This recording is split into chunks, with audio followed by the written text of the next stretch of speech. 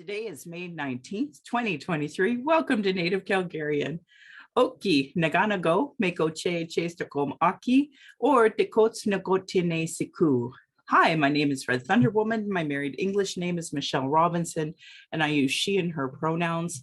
My Dene lineage roots me in the Great Bear Lake tribe in Treaty 11. My name, Dekots Nagotine Siku, is what I'm trying to say is Red Thunder Woman. My people wore rabbit skin, so it's been referred to the land of the hair people. I'm a native to Turtle Island, and my Dene Nation is a visitor to this area of Kuncho Tene Indahe in Satu Dene, meaning many big dog town, named after the Calgary Stampede. I was born in Calgary, or in Blackfoot Mokinstis, says Michelle Elliott, an English name that has afforded me privilege in an English colonial world. My mother is Northern Slavey Dene or Satu Dene, but my Indian Act and Post status card by the Canadian government says Yellowknives Dene. Through my father, I am a daughter of the Mayflower and a daughter of the American Revolution while having a Canadian Indian Act and Post status card, which is a colonial construct by Canadian policies meant to divide Indigenous peoples' inherent rights. Indigenous Two-Spirit, or the Indigenous 2S LGBTQ+ community, and Indigenous women are at the bottom of the Canadian socioeconomic ladder because of land displacement, colonial trauma, imposed poverty, racism, gendered violence, and land theft. I do not speak on behalf of all Indigenous, but I share my journey as I walk down the red road. As a Dene woman who has attempted to run and join harmful parties, spent money to be at expensive conventions, left my home to travel to those conventions just to vote on incomplete policies that still allows incarceration, a denial of justice, a denial of health services, racism, colonial trauma, and genocide of Indigenous and Black peoples, I have worked to continue, reports to advocate for, and attempt to work within these systems meant to harm me and my community. I think of all of this today, and I hope we honor the many Indigenous lives lost for this so-called country named Canada. I hope you see your role in the importance of stopping harm as a citizen and see your role in reconciliation and as a treaty partner. Pride Month should never just be 1 month, as it is important to understand the straight agenda and gendered violence was and is forced on these lands by Christian outsiders. Land acknowledgements are critical for creating a safer space for Indigenous, as well as honoring the host as a guest or colonizer, however you frame that, and acknowledging your role as a treaty partner in a so-called time of reconciliation. It's important land acknowledgements have meaning. I encourage all folks to introduce themselves with an acknowledgement of their ancestors, stories of displacement, how you perceive your role as a treaty partner, a citizen of Canada, a refugee, or other land displacement, so we as Indigenous people know how safe you are to be around. If you will not pronounce your local Indigenous nations' names, say your pronouns, say your story of origin, it won't acknowledge stolen lands, won't acknowledge imposed economic oppression or your role in reconciliation, I determine how safe you are to be around my community, my family, and myself. Understanding land acknowledgements and their importance is Indigenous 101 because it immediately addresses colonialism, oppression dynamics, broken treaties, and lies taught today in Canadian schools nationally. That's why settlers and those who call themselves Native Calgarians or whatever town you're from, show me you have no Indigenous 101 understanding. Jesse Winty's book Unreconciled explains it perfectly, as do many other Indigenous authored books. Land Back is a movement that could save the planet from climate change created by colonialism, but it would be a part of a treaty partnership, part of meaningful reconciliation, and honoring global initiatives like the United Nations Declaration on the Rights of Indigenous Peoples. I honor the Blackfoot as the elders and members have been so kind to me on my Red Road journey on their land. Elder Red Crane taught me how to pronounce my spirit name in Blackfoot, and Leonard Kenny taught me how to pronounce my name in Satu Dene. My humblest apologies to the Blackfoot and Dene elders and language keepers as I try to learn proper pronunciation. I'm speaking to you on the lands of the Niitsitapi, which is the Blackfoot Confederacy. Blackfoot south of the imposed US-Canadian border are the Blackfeet, and north of the border are the Siksika, Kainai, and Piikani of the Confederacy. These lands are Treaty 7, signed September 22nd, 1877, with signatures that include the Blackfoot Confederacy, the Wesley, Chiniki, and Bearspaw Nations of the Stoney, and the Dene from Tsuut'ina. I acknowledge all First Nation, Métis, Inuit, status, and non-status across Turtle Island as the keepers of these lands. All non-Indigenous are treaty partners with the government signing on your behalf. My Patreon account is Native Calgarian, where you can pledge and support. Thank you to my previous donors for showing your support. If you value listening or watching and can afford to give, thank you. To those who cannot afford to give, I'd love to hear from you at nativeyyc@gmail.com, where you can send in your comments or your questions. Also, giving a review helps, whatever medium you're listening from. I have a YouTube channel. You can go and subscribe. And you can go to nativecalgarian.com for the latest podcasts and pin posts on social media. So I'm super happy to have returning guests come back. Would you like to introduce yourself again, Doctor? Thanks so much, Michelle. My name is Euan Thomson. I use he and him pronouns, and I'm here in Mohkinstsis, Calgary, Treaty 7 land. I have not experienced displacement. I'm from Scottish ancestry, kind of across the board as far as I can tell. I have not experienced, the colonial harms that so many people in this region of our country have, and across North America, across Turtle Island. We've got a lot of work to do, I think, in catching up with what it is in a lot of ways a zero-sum game of colonial harms and colonial benefits. And I think I fall on the latter side of that pretty clearly to this day. So I see my role really as treaty partner to try and even out we're never gonna come back, I don't think, from some of the harms that have been done, but we can certainly look forward and use an Indigenous lens to try and fix things for the future people who are coming along and the people that are coming up right now. With that, I really focus a lot on drug policy. You and I have, I think, come a long way in the last, couple of years since we've got to know each other. Just understanding the full context of the drug poisoning crisis. Not that we're there yet, I wouldn't say at all, but our recent piece that we put out together with Terrell and with Will really helped shine some light in some forgotten corners of the drug poisoning crisis that I think really need a lot more emphasis. So thanks so much for having me on today. And for all your listeners, anybody who is able to give, please do support Michelle. The work that she does has brought me a long way, and I think is probably doing the same for many people out there. So thanks for having me. Those are really kind words. I appreciate that. Well, geez, where do we start? So I guess the last time you came was in September, and unfortunately, there's been hundreds of deaths since. This piece that we just co-authored, I really wanted you to talk about that as well, because I think when I say we are dying of genocide because of bad imposed poverty, bad policies imposed, like all of the legislation that's stacked against us, for some reason people just can't understand it. And I've had you back because one, you've shown yourself to be a good ally, but two, that bigger picture that you see it. Like, why can't other people see it? And I aptly called the paper Clearing the Plains 2.0, and that's not tongue-in-cheek. It's very hard because I know it. And I think you see this daily. And so do you want to tell our listeners a little bit about why you're so passionate about it, and then maybe a bit about the paper? Yeah. I think when we do our advocacy work, you look at Mom Stop the Harm, you look at a lot of the advocates. I run an organization called Each and Every. It's a business coalition.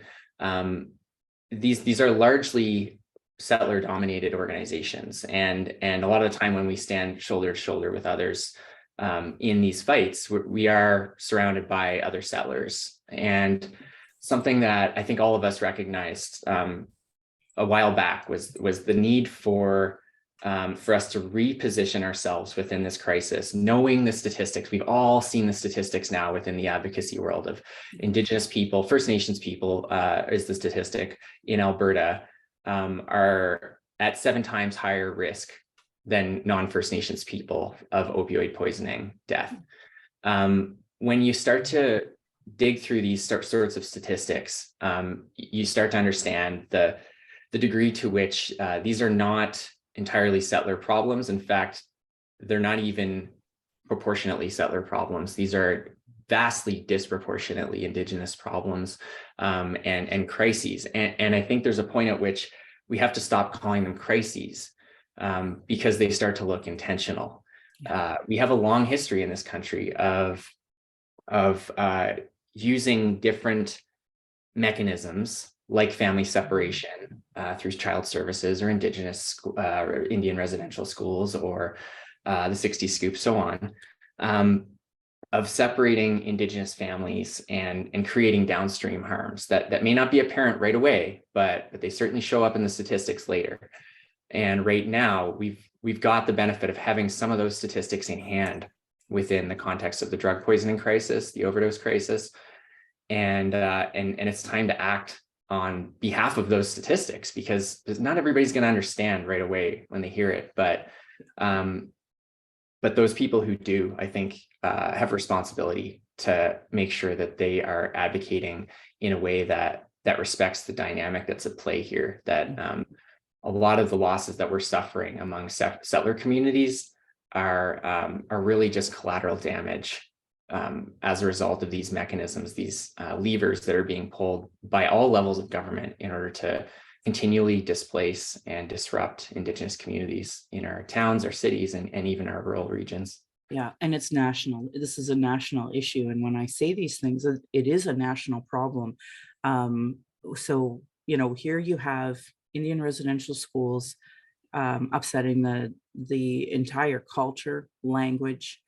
It's absolute cultural genocide. The trauma that came from that is then continuing through the child apprehension system. So, we say the 60 Scoop because it originated in the 60s when they were transitioning from the Indian residential school policy to the child apprehension policy. And if it wasn't for Indian residential schools, the government wouldn't have had to go, geez, we know this is really inhumane. We got to change something here and start making a transition from the 60s to the 90s when they finally started to close some of the schools.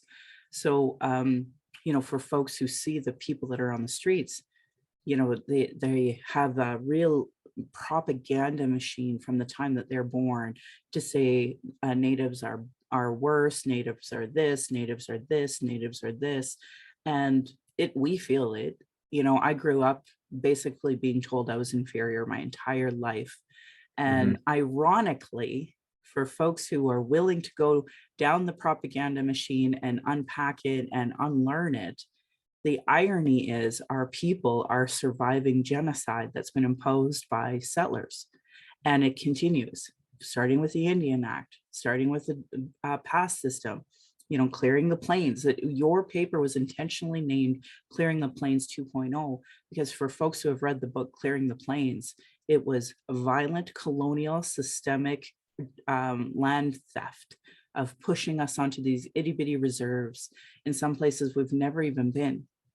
And then taking all the children, putting them in schools, separating families intentionally by thousands of kilometers at times in order for those children to not be able to run back home and for the parents to not see those children, to completely decimate and destroy a culture and a language.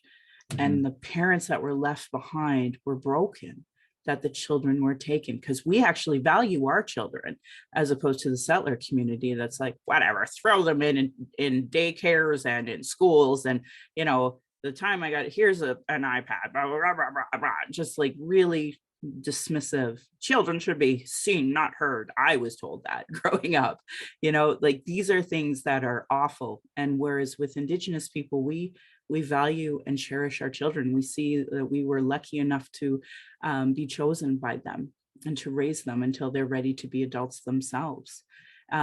So it's a completely different mindset. And then, of course, to this day, we still have children being apprehended in hospitals, at schools, by people with no Indigenous cultural understanding, and really by government policy to continue this. And now we're going into, and for me, this is an issue because I talk about it with the National Inquiry Report. I talk about it just in general, where we knew that the children that were being apprehended were being abused, if not by their foster system, the group homes. Like it's just a horrible place to be. It's just intentional institution of these children. And then they, exhibit problematic issues from it because, they've lost their mom, they've been traumatized. Sometimes these children have been raped in the system. It's awful. There's no accountability in any of it.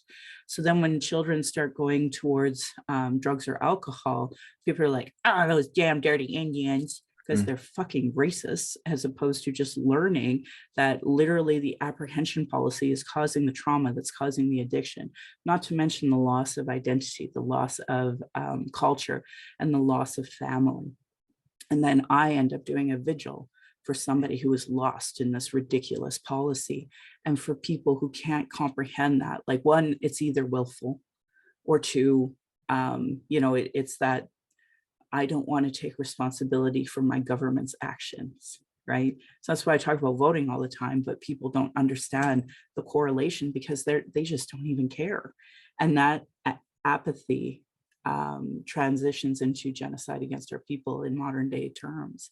So I have to say it in the hopes that somebody somewhere will hear it maybe a little differently today. And that's why I think Clearing the Plains 2.0 was such an apt title.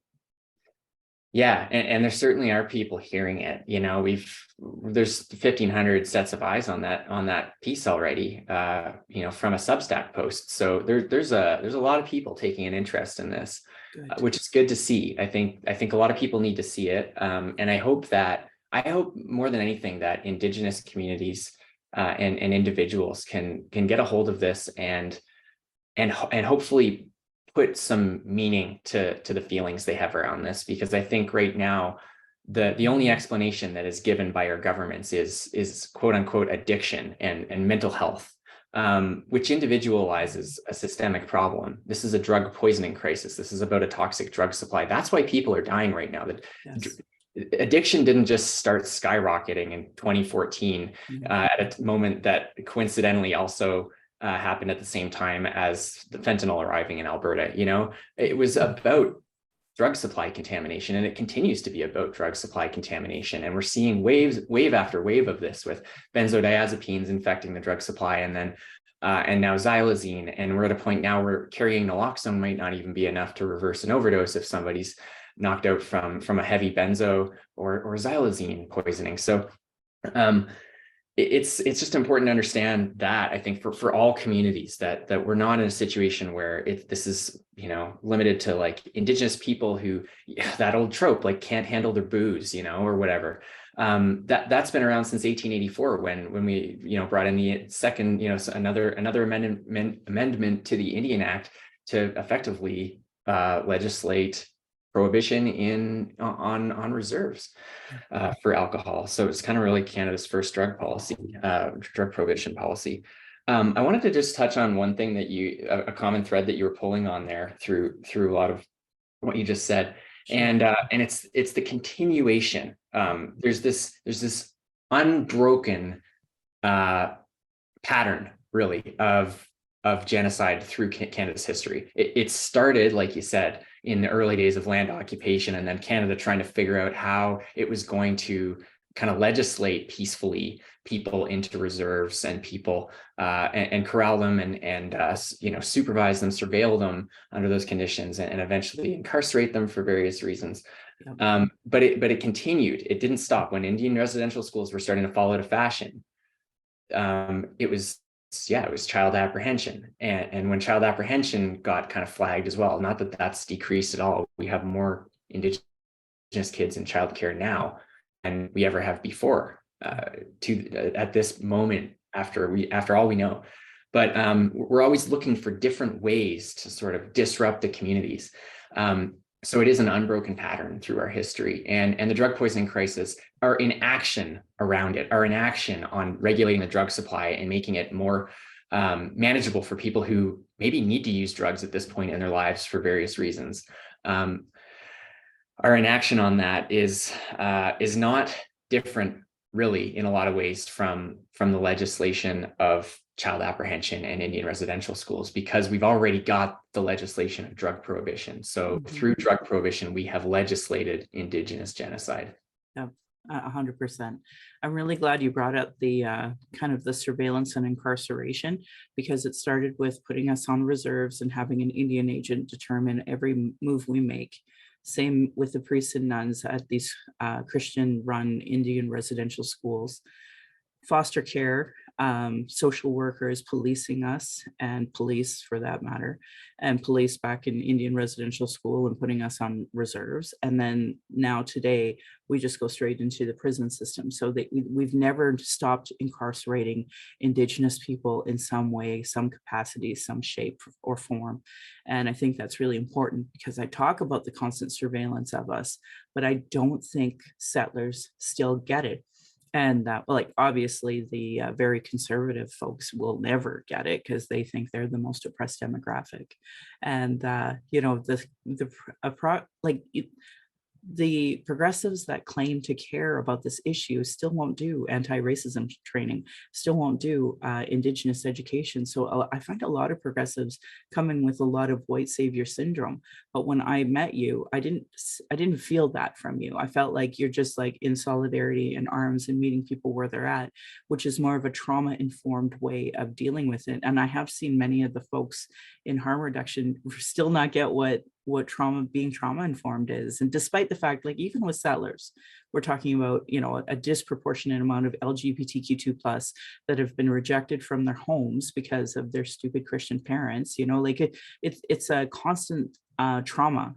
And I mean, in that case, it's usually that gender diversity, but we have that in our communities too, because of the brainwashing by Christian families. So for some of our Two-Spirit, they have been rejected by their families as well, on top of all the intergenerational trauma. So, and then they're not welcome into the predominantly white settler LGBTQ organizations that claim to understand too, but they're not, again, won't do the anti-racism training, won't do Indigenous education, so they don't sound so racist when we walk in those circles.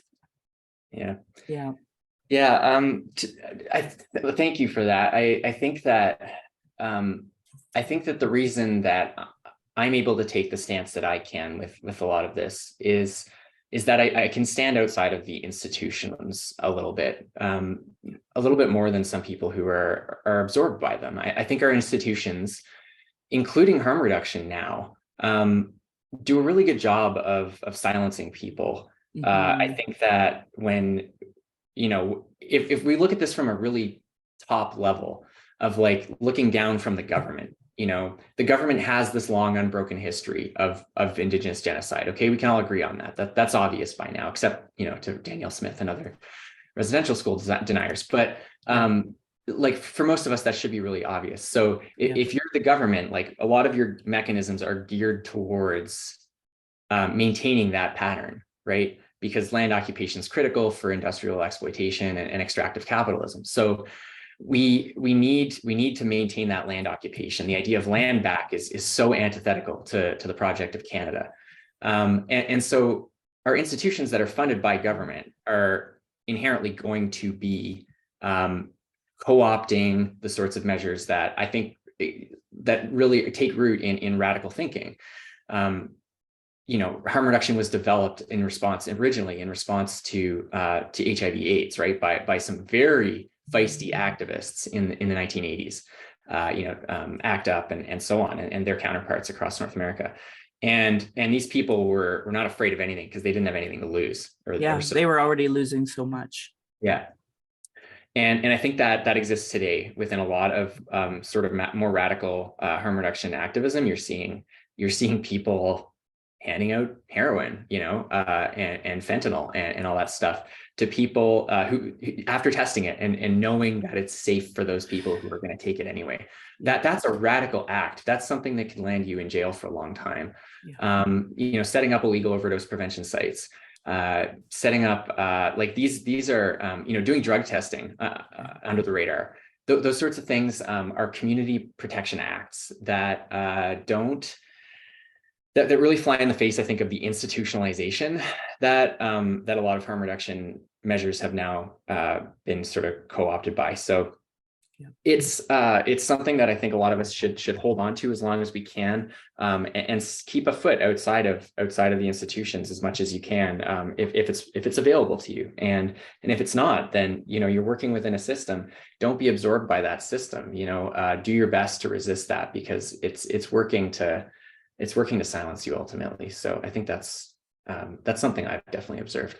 Yeah, I think that's why we don't see Indigenous voices at that table on a regular basis. We Yeah. only see, spokespeople who happen to be settlers. And, I hope over time that we can somehow mitigate this in a better way. But obviously, this election is incredibly important. And even then, last night was the leaders' debate, and we didn't really hear any conversation on real social issues, actually.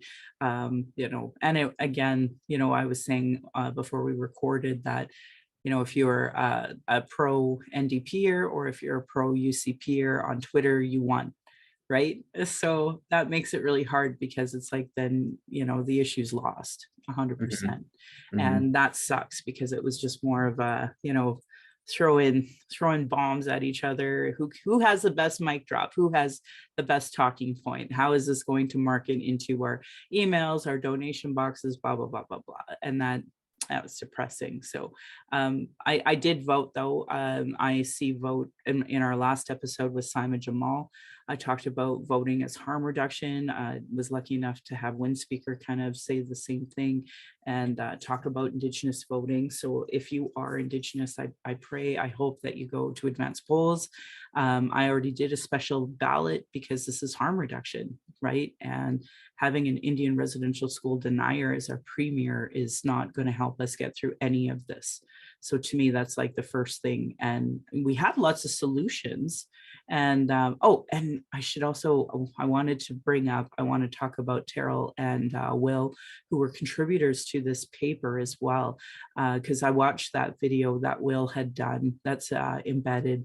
And it's such a great video to show how this is ripping apart our communities.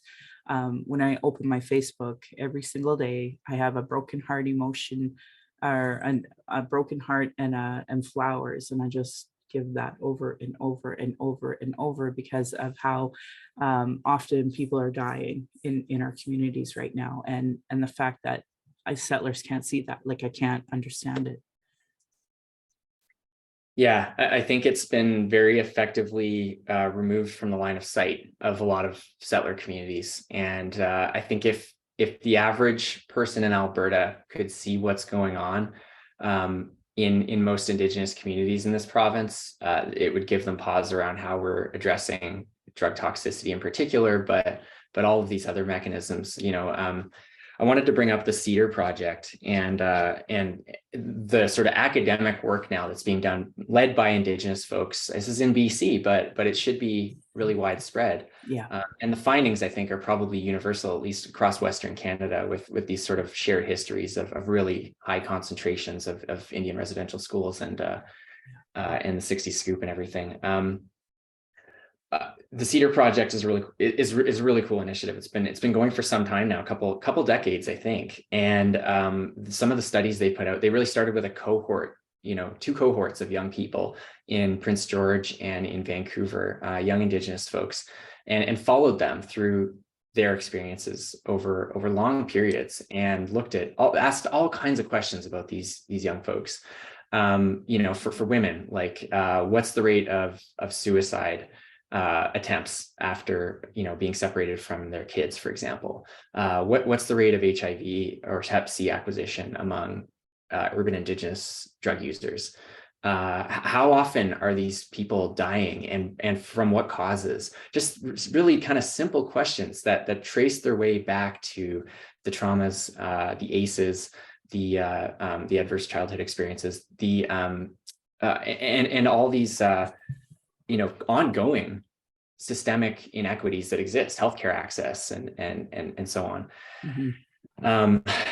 that exist for these people, all the barriers that they encounter in their day-to-day lives that us as settlers just don't. And yeah, I think one really kind of potent example of the way that settler communities don't really necessarily see, even when we're experiencing trauma from a drug poisoning loss. the blood tribe in 2021 put out an emergency notice that in a single year they had lost 92 people from drug poisoning or drug poisoning related incidents. I think they counted a few suicides within this, but 92 people in a population of what, 10,000, like in 1 year, so they're that's a significant number. That's almost 100 people out of 10,000, which is like 1% of almost 1% of the population. So the GAINA are really sounding the alarm and have been for quite some time. It always seems like when something's hitting Alberta, when a new drug is hitting Alberta, it works its way through the GAINA nation first.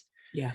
And we saw that with fentanyl, and we're seeing that with xylazine. There was this sort of ripple down there weeks or months before we saw it show up here in Calgary with xylazine. So I think we would really serve ourselves well to listen more carefully to these communities, because they're seeing things first in a lot of cases, but they're seeing things biggest. And if we just kept our ears to the ground a little bit more and listen to these folks when they're sounding the alarms, we could probably, even just from a pragmatic point of like, we could save ourselves some grief in the cities, in the big cities, Yes.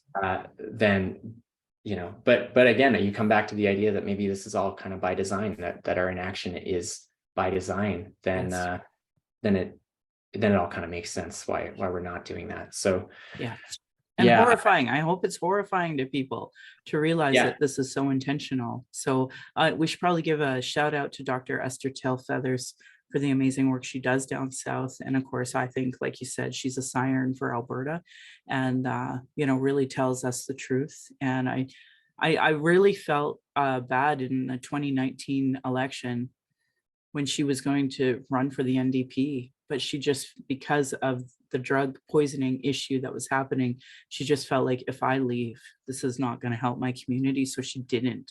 So like for folks who listen to me talk endlessly about, Indigenous women in politics, like imagine that's your reasoning. I know a lot of settler politicians who don't contribute to their community the way she does, and would never have to make that choice.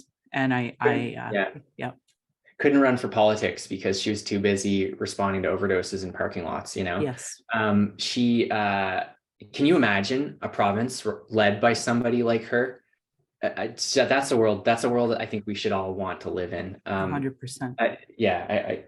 That's a huge loss that happened. And you're right, though. We should be paying a lot more attention and putting, hopefully the NDP gets into power here. I really do hope that we need the UCP out, first of all, first order of business. But I do sense that the NDP would hopefully put people like that in a bigger spotlight and in leadership positions, that they can really guide the solutions to this crisis, because she does really understand the whole context of it. Yeah, I did hear Rachel last night say that, it's one thing to talk about these so-called beds that nobody has seen, but it's another to give them a house after they're done. And I thought that was really important, because we don't have the infrastructure to really help people in their sobriety, assuming we can even get them there.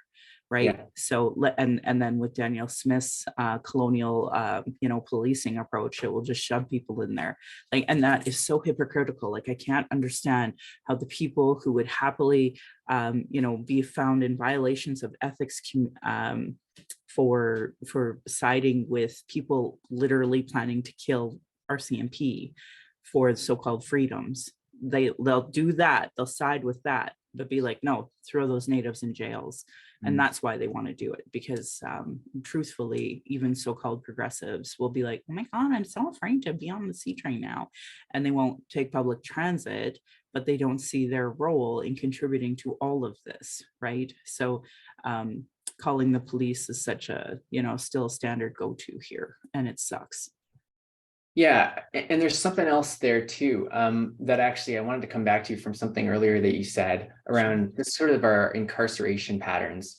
Right now, we're moving into a place where we're going to be, if the UCP win, we're going to be implementing mandatory addiction treatment for largely unhoused people who don't need treatment. They need a house. They need a safe supply of drugs. They need food security. They need ways to rebuild community connection, and do so safely. And this kind of mandatory treatment, what they're calling the Compassionate Intervention Act, it's now been made official. It was kind of egg on their face at first when Alana Smith first dug this up from an FOI submission, and she got all this stack of paperwork back saying, yeah, we're planning to force people into abstinence when we round them up on the streets effectively. She put that out in the Globe and Mail. It ran like wildfire across the country, really. People were looking at this and saying, well, this is bad. Like, we already do this with kids, through we already do this with Mental Health Act as well. But what they're talking about is at a whole other level, moving this into the adult realm, and really with no limits on it, with no oversight, and putting it in the hands of police. Not healthcare practitioners, which again is not ideal in a lot of circumstances either. But I certainly don't want cops going around and deciding who is and isn't fit for addiction treatment. That's a decision that people should be making with healthcare providers on a voluntary basis.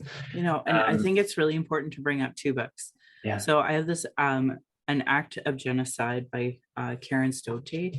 But for you settlers, there's another one called A Special Hell, and it's institutional life in Alberta's eugenics years. And ultimately, to me, this is what we're still perpetuating. We're going to decide who's crazy. We're going to force them into an institution, and we're going to leave them there, and we're going to, do all sorts of experiments on them. And that's totally fine. And everybody's okay with it because out of sight, out of mind. And I really wish Albertans would understand the gravity of that. Yeah. Another piece of this, that coming back to what you said with Will and his kind of presentation that he gave. So this is Will Cardinal. He's up in Edmonton, and he's been doing kind of street outreach work for a good decade now. And I think this comes back to the institutionalization as well. Is that I think something that I've learned from Will is that unhoused, first of all, like unhoused people in Edmonton often don't think of themselves as such. Like, some of them are just like, we're Indigenous, we live on the land, we're not unhoused. That doesn't really mean anything to us. Others are like, yeah, we want safety, we want housing, we want the full access to the human rights that other people have in this province. And I'm going to just pop in real quick and say, especially women and mothers. Yeah. Like they're the ones who are dying because, children and mothers die when they don't have proper housing, and how anyone in this country can possibly justify otherwise, to me, well, you'll never be able to do that unless you're just anti-human rights. Yeah. Yeah. And I want to come back to something there too as well. Let's bookmark that.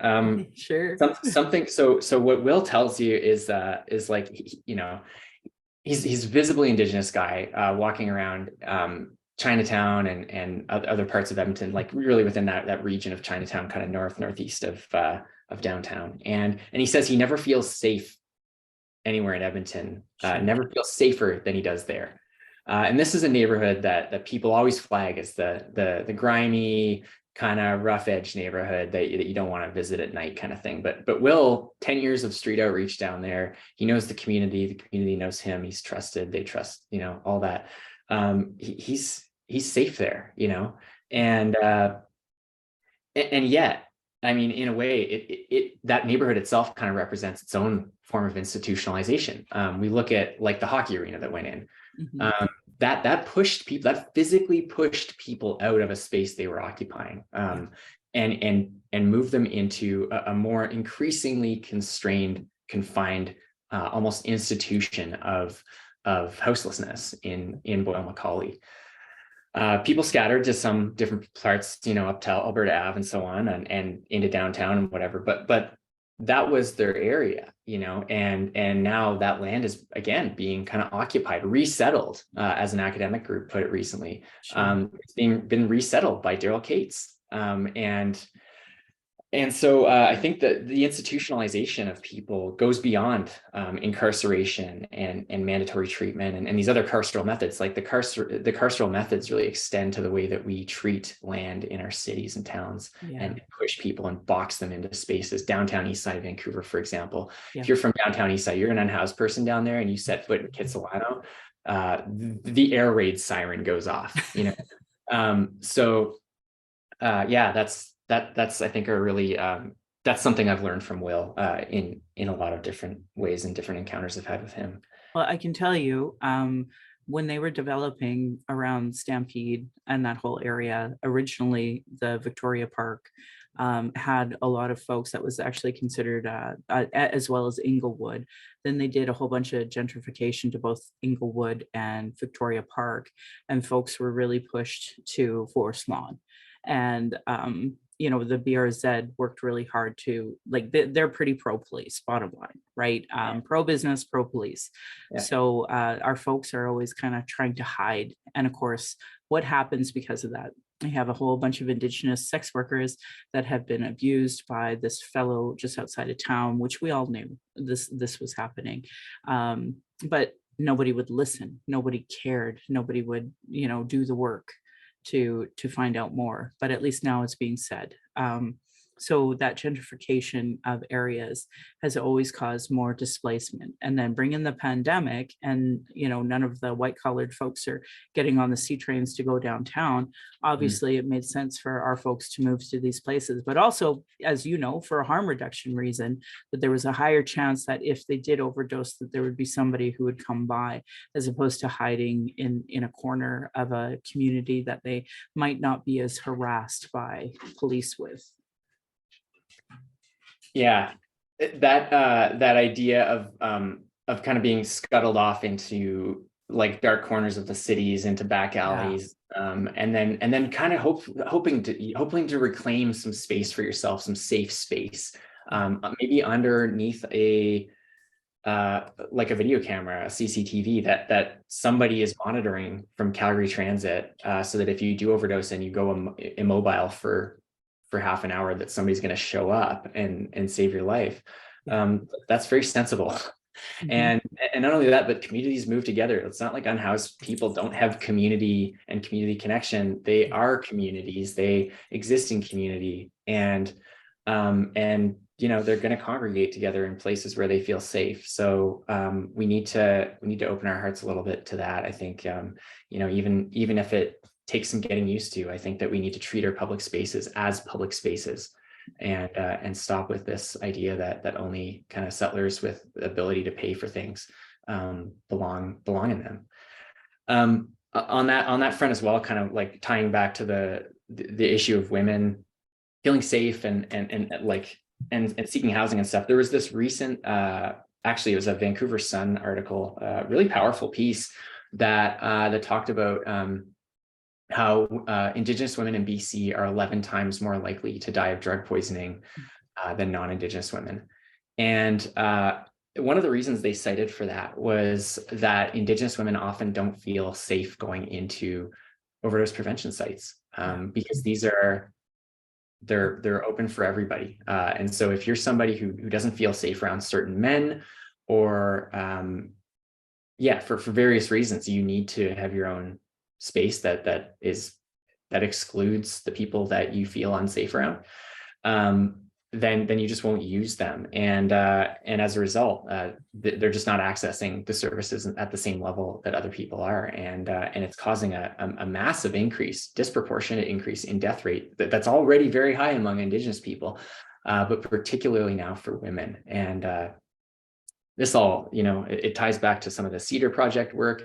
It ties back to the family separation and impacts on families, and separating mothers from their children. And I think it really does encompass a lot of what we talked about in our piece, where we try to connect these dots together. Wonderful. Any other lasting thoughts that you want to leave? Yeah, I think in Alberta, we need to start getting a little angrier about this kind of stuff. I think we need to funnel that anger into action. And if that means If that means a little civil disobedience here and there, then so be it. I just encourage people to step outside their comfort zone, show up for events for sure, film the police, make sure that you're looking out for others, and show solidarity wherever you can. But if you catch wind of something going on the civil disobedience front, like do what you can to support it. We need more of that sort of thing going on right now, because our institutions are not designed to heal these wounds and injuries and harms. Our institutions are designed to carry forward the settler colonial mentality and the land occupation mindset that we all were brought up in. So let's try and do our best to sort of decolonize that and find ways to express a little more solidarity with Indigenous folks. Well, just for the record, I think you're doing amazing work, and you're one of the folks that have always given me a donation here and there. So I can't thank you enough for the work you do. I do believe, and I wish we had a way to even study how many lives are being saved. I do, by the work you do, by the work, even our racist other streetwalkers who try to help with this. It's hard. This is hard work. The burnout's ridiculous. And I know you've been putting in a good fight for a long time, and especially at the policy level. So to me, I just want to say thank you from the bottom of our heart, because Tyrell, Will, Cardinal, the fact that you felt comfortable doing outreach to us with all of that, I think really speaks of what, your understanding of reconciliation, treaty partnership, harm reduction, and how it all works together, and how that's actual community. So, and I know our community, like we are all on the C-Train platforms downtown. We're going to vigils together regularly. And even once you get housed, you still see yourself as part of the community that's houseless. So, and I see that all the time from folks who finally do get housing to some degree. So I just want to say thank you. I want to support your work as you continue doing what you're doing, and I hope that folks all follow you both on Twitter and through your organization. Can you say it one more time so that they can go to and get signed up on your email? Yeah, so the best way to find the piece that you and Terrell Tailfeathers and Will Cardinal wrote together with me is at drugdatadecoded.ca, drugdatadecoded.ca, and that's kind of a longer piece. It's really worth a look. It carries a lot of what I've learned from the three of you and many others over recent years. I'm really glad we put it together, and it's hopefully starts more conversations. I want this to be a big focus. So yeah, that's where I'd leave it there. You can find me on Twitter at ELS Thomson, no P. All right. Right on. Thank you. Thank you for being on my show again.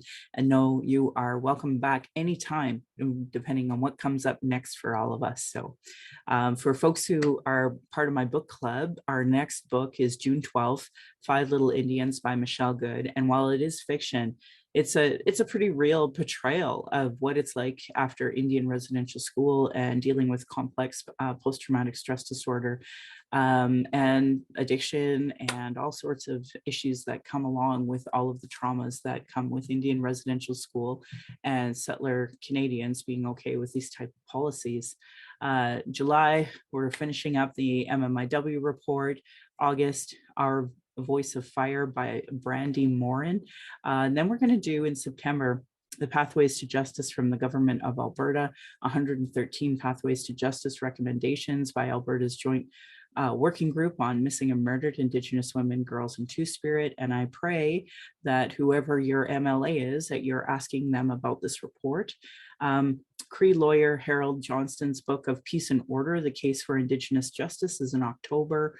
And in November, a report to guide the implementation of a national action plan on violence against women and gendered violence. And then in December, Making Space for Indigenous Feminism, edited by Joyce Green. Those are our books coming up. They are open to the public. Anyone can join. It's just a Zoom link. And we try to make it a safe space. So, and if you've you are one of my subscribers, you probably have heard some of our book clubs that we've had. If you are a settler wanting to do more, there's the Reconciliation Action Group locally and nationally. There should be community or committees everywhere, whether your workplace, whether your nonprofits, whether your church, there should be. And if there isn't, please create one and reach out to us. We'll help guide you if you're struggling, but make sure it's Indigenous led, just like the way Euan did such a great job in making this Clearing the Plains 2.0 Indigenous led for the most part. I think these things matter. We have to work together, and I hope you're inspired by him on things that you can do as a settler to really work on our treaty partnership. I'm proud that this podcast has given us solutions, included cultural safety training and cultural first aid in all of them, to create a safer space for Indigenous, people of color, those with disabilities, and to us LGBTQ plus to speak. I want to say thank you to authors Cheryl Ward, Chelsea Branch, and Alicia Fritkin of heretohelp.bc.ca for having this wonderful piece on what is Indigenous cultural safety and why should I care about it. Their work and those cultural action tools are available, so please support Indigenous work like that as part of your reconciliation work and settler understanding. I'm just lucky enough to highlight and repeat them here. I talk a lot about the 3 levels of racism. I wake up every day by just simply existing. You have your structural, you have your individual, and then there's the internalized and lateral violence that we see. And Donna Bevins of racialequitytools.org has a wonderful piece on what is internalized racism, but has tons of more resource files, and they're always looking for donations. So please consider some donations there too. Do's and don'ts for bystander intervention by American Friends Service Community. So that's afsc.org. If you follow me at all, I've been trying to promote the new anti-racism organizational lead for the city of Calgary as a good starting point on the journey to become an anti-racism leader. These are the types of things all the nonprofits can take from. You can go to AROC at CommunityWise. There's already a structural change organizational thing. You don't have to reinvent the wheel. This is available for everybody. Indigenous have been talking about our issues, sharing our traumas in reports, commissions, and public hearings, just so it's regularly disregarded. No more. Honor our words, honor the treaties, listen to politicians and their policies and platforms. If they don't recognize the marginalized in their budget with gender equity plus, if they are cutting violence prevention programs, Indigenous education, uterus health choices, gay-straight alliances, not giving safe supply, lack of human rights for migrants, immigrants, folks with disabilities, know that your vote to that party directly negatively impacts marginalized people. Demand that they implement the Truth and Reconciliation Commission calls to action, the recommendations of the Royal Commission on Aboriginal Peoples, the multiple reports on child welfare reform, violence prevention, now 231 calls to justice from the National Inquiry. Provincially in Alberta, the Kenney government created 113 pathways to justice. So all you blue voters should be holding your blue MLAs to account for it. Please vote in the upcoming election. Every vote matters. Denying these reports is a form of abuse called gaslighting. Our people are experiencing extreme racism in the educational and health institutions, justice, everything, with multiple reports that say the same things. Demand change from election platforms and policies. If they don't understand colonialism, racism, privilege, sexism, they have zero business running. It should be understood by all parties, local politicians, community organizations, sports clubs. Google articles on how non-Indigenous Canadians can become allies, because there's multiple of them out there. Stephanie Harp and I did an emergency podcast in December and hoping we could reach our allies to consider to do more on the crisis we are facing. Demand for urgent action to protect the lives of Indigenous women, girls, Two-Spirit, and gender diverse people experience homelessness was issued by womenshomelessness.ca. You can also download the Aboriginal Alert app, as well as the Missing Children Society of Canada. They have an app as well.